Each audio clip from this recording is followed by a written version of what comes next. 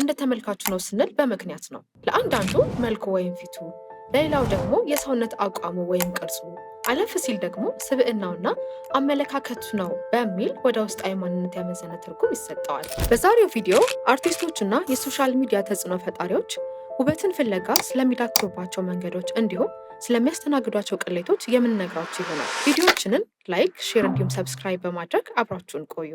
ጊዜው እየሄደ ነው። ከጊዜውና አብሮት ከሚመጡ ቴክኖሎጂዎች ጋር እኩል መራመድ ደግሞ የዘመኑ ውዴታ ሳይሆን ግዴታ እየሆነ መጥቷል። በተለይ አሁን ባለንበት ዘመን ለውበት የሚከፈለው ዋጋ እጅግ አሳሳቢ ደረጃ ላይ ደርሷል። የእያንዳንዱ የኮስሞቲክስ ዋጋም በተመሳሳይ። በዚህ ሳያበቃ ባህር ተሻግሮ ፕላስቲክ ሰርጀሪን ጨምሮ ዘመን አመጣሽ በሆኑ መሳሪያዎች ከራስ ፀጉር እስከ እግር ጥፍር ድረስ የገጽታ ለውጥ ማድረግ ሀገር ያወቀው ፀሐይ የሞቀው ጉዳይ ነው። በተለይ አርቲስቶቻችን በዚህ እንደማይታሙ በደንብ አስመስክረዋል። ገንዘባችን እንጭነቀው በሚል ተልካሻ ምክንያት ከአንድ ቤተሰብ የመጡ እስከሚመስል ድረስ መመሳሰላቸው ብዙዎችን ጉድ ያስባለ የቅርብ ጊዜ ትውስታችን ነው። ወደ ቲክቶክ መንደር ስንመለስ ያዩትና የሰሙትን ከሚያጋሩን ጎን ለጎን የሞከሩትና የቀመሱትን በሙሉ ለእናንተም ይሆናል የሚሉ የልምድ ሐኪሞች፣ የውበት ባለሙያዎች እንዲሁም አማካሪዎች በበዙበት በዚህ ጊዜ በታማኝነት ጥቅምና ጉዳቱን ሳያመዛዝኑና የሰሙትን በሙሉ ተግባር ላይ ያዋሉትን ቤት ይቁጠራቸው።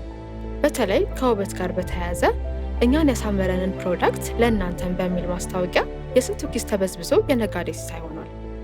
ምን ይሄ ብቻ አቅምህ ካልቻለና ገንዘብ ማውጣት ካልፈለግ ግድ የለም አንድ ብር ሳታወጣ ውበትን እኛ ጋር ታገኛለህ የሚሉና በቤት ውስጥ በሚዘጋጁ ከሽንኩርት እስከ ሩዝ ከቅርንፉድ እስከ ጥቁር አዝሙድ በሚደርሱ ተፈጥሯዊ ግብዓቶች ፕሮዳክቶችን እንድናዘጋጁ የሚገፋፉ ብዙዎች ናቸው። የዚህን ውበት ፍለጋ ዘመቻ መጨረሻው ባይታወቅም አሁን ትልቁ ጥያቄ ሁሉም የምንሞክራቸው ግብዓቶች ከኛ ታይፕ ጋር ይሄዳል ወይ የሚለው ነው።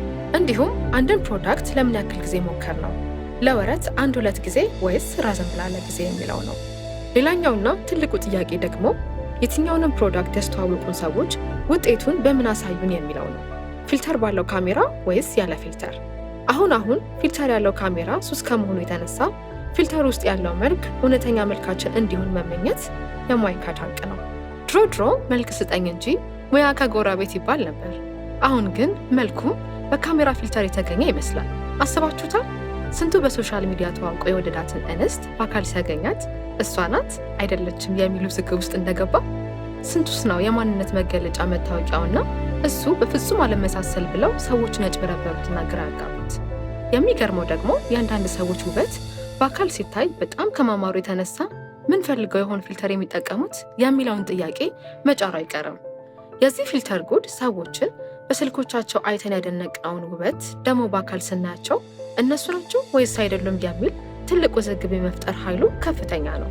በሌላ በኩል ብዙዎች ያለ ፊልተር ሶሻል ሚዲያ ላይ መውጣት እስከማይችሉበት ድረስ በማድረግና በራስ የመተማመን ስሜትን ከማሳጣት አንጻር እየፈጠረ ያለው ተጽዕኖ ይህ ነው ሊባል የሚችል አይደለም።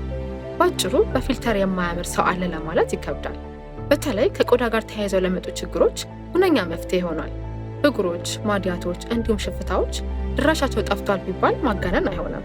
ፊልተርን መጠቀምም ሆነ ራስን መንከባከብ ጥሩ ጎን ቢኖረውም ነገር ግን ራስን እስከ ማጣትና በራስ የመተማመን ስሜትን እስከ ማሳጣት የሚያደርስ ከሆነ ግን ምናልባትም ከጥቅሙ ጉዳቱ እያመዘነ ሊሆን ስለሚችል ቆም ብለን ነገሮችን እናስተውል የዛሬው መልእክታችን ነው። ውድ ቤተሰቦቻችን በዚህ ደረጃ ሰዎች እየከፈሉት ያለው ዋጋ ለምን ይመስላችኋል? መልሶቻችሁን በኮመንት አሳውቁ።